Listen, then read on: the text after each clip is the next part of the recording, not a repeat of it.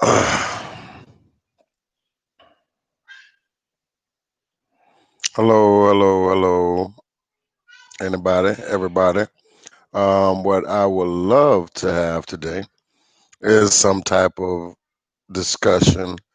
Um, it's not necessarily about police brutality, the killings, the murderings, the unjust treatment, but I was having a discussion with one of my friends on the effects of rioting, if there is anything positive that comes out of rioting.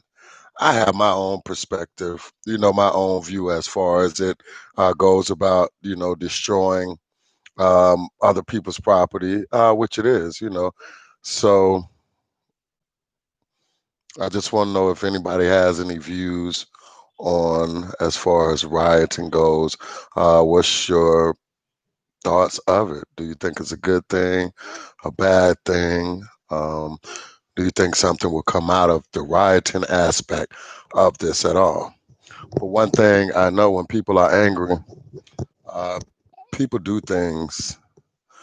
People do a lot of things, when people are angry. So I'm just here trying to speak on a few things here. But just bear with me for a moment, okay? I'll be back.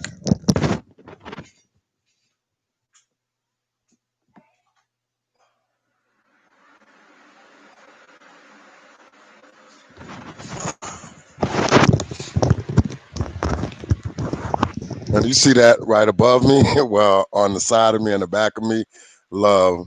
Love means a lot in this world. So I'm just want to get on the topic of, not necessarily what happened to George Floyd, because we all know what's happening. It's the rioting. Some people saying it's a waste of time and things like that. I disagree with it,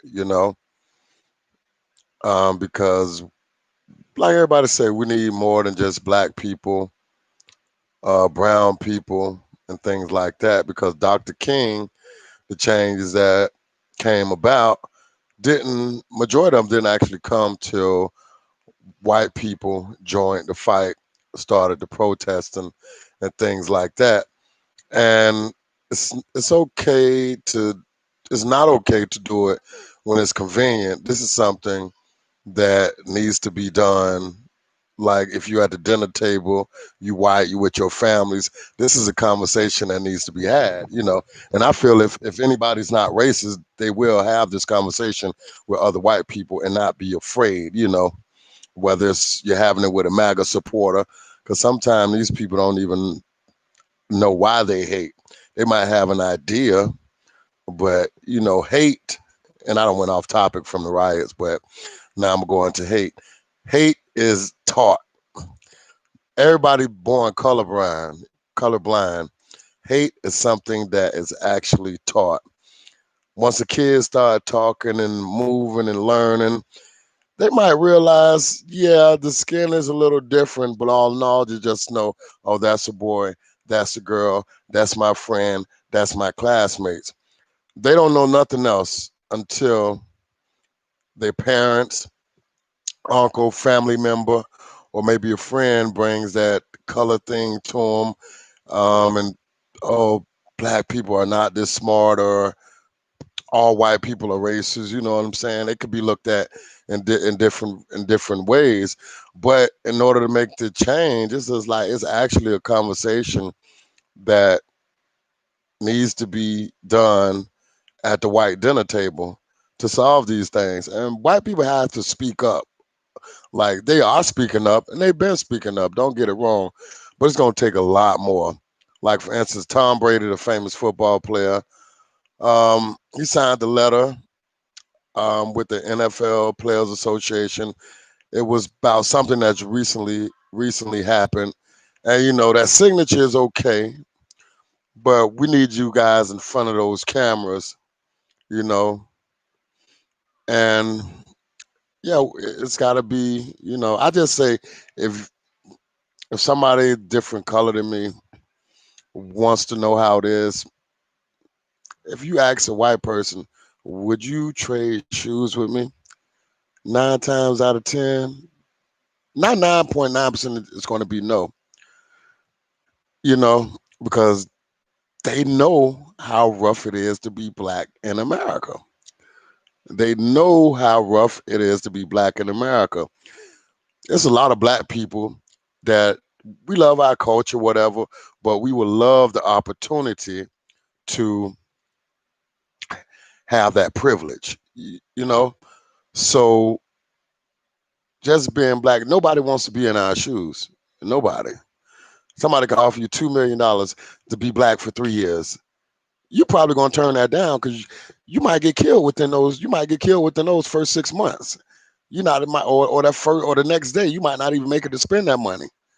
Whether your environment kills you with the things that go on in our environment, or we 3 to 4 times as likely to get murdered by the police than any other race. So nobody wants to. You can enjoy the music, you can enjoy the clubs, the fashion, the lingo, the language, but the actual life, nobody wants to enjoy this life or live this life but us black people. You know what I mean? So I'm just new to this um, live thing, YouTube thing. I'm just trying to share my thoughts, and I want to hear other people's thoughts too. I want to see what other people feel. So if you're on here, I know there's a couple people on here recently, but if you're on here and you want to share a thought or you have a question, you want to hear my point of view, all you do type in the question, ask me something, or just give me your point of view. I don't bite. And not only that, also hit the subscribe button and the like button if possible. You can also share it, if you feel the urge to. I'm actually new at this, so it will get better. So just around about, it's just like, and I'm in the process of writing a new book. Well, new book. This is my first book. It's actually a book on poems. It's a book of poems, and the poems are strictly centered around the black experience. Something that I've never seen before. It may be out there, but again, the whole thing is that you know I, I just want to know how it feels to wake up and not worry. Like the other day, I'll give you an example. The other day, I went to work. Right, I had to go there pretty early because I was supposed to unload this truck, help unload this truck. I work at a restaurant, so what happened was no one was there. So I was there for an hour, and across the street, it was a lot of state troopers and stuff like that. So I walked in. First thing I'm contemplating, oh man, there's nobody in this parking lot. I could sit up front, but then I'm here right in the police's face. If I go in the back and they ride by, it's it's an empty parking lot. I'm a black guy. We're not safe in our own homes. So imagine, are we safe at our job? No, we're not. So that's the things that we have to wake up and deal with. Going to work, nobody's there yet. What should I do? Should I just stay at the bus stop till this place opens or more cars come in the parking lot to make sure I'm safe, to make sure I am able to make it to work and not get killed at work? These are the things that black people have to deal with every day, you know. But that's what makes us strong. I'm not gonna necessarily say we're stronger than anybody, but we do, and we have had to deal with a lot that makes us mentally tougher. Whether it's going to jail at an early age and just having to kind of man up, or a lot of people fathers wasn't there in their life, and just a lot of different things where being black, just this experience has no choice. Your skin is going to be thicker. Um, you're just going to learn how to persevere through a lot of things.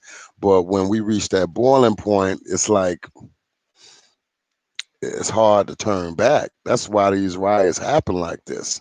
Yeah, the guy got arrested, but a couple days later, obviously, through public pressure, he got arrested. It shouldn't take public pressure for somebody, for justice to prevail.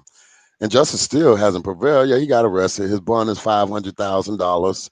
I'm speaking on the George Floyd murder, and you have to worry about a conviction. That's the main thing. And with the conviction, it's time, because these cops have to be afraid to do this. They have to know there's going to be consequences.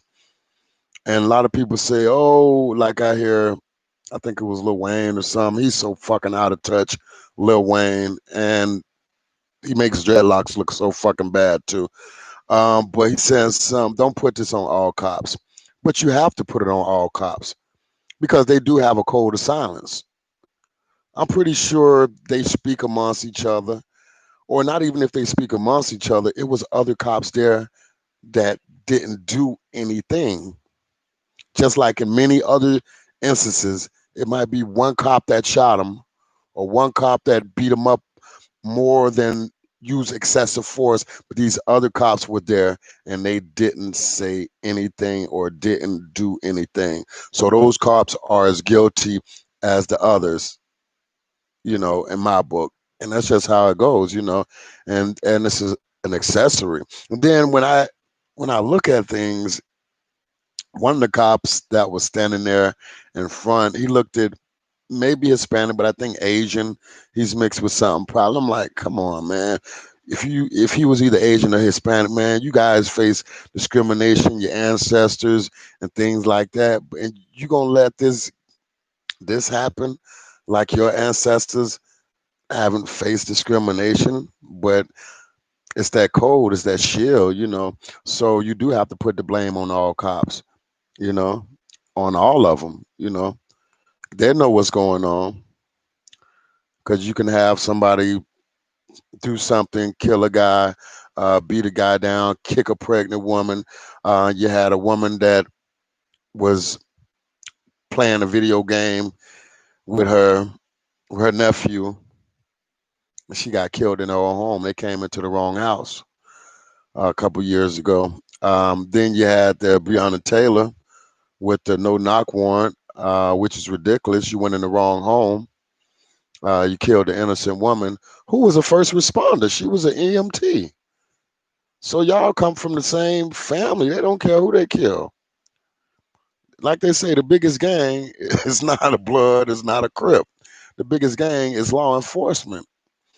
And something like, I'm 41 years old, and something that we used to say all the time when we was kids, and now I really believe it now. A lot of these cops, man, they were just some of these kids in school who some of them might have got pushed around.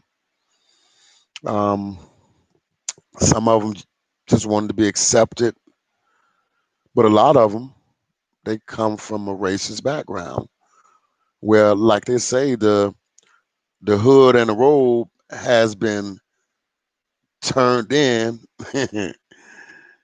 Instead of the hood and the robe, they're wearing badges. They're wearing judge robes.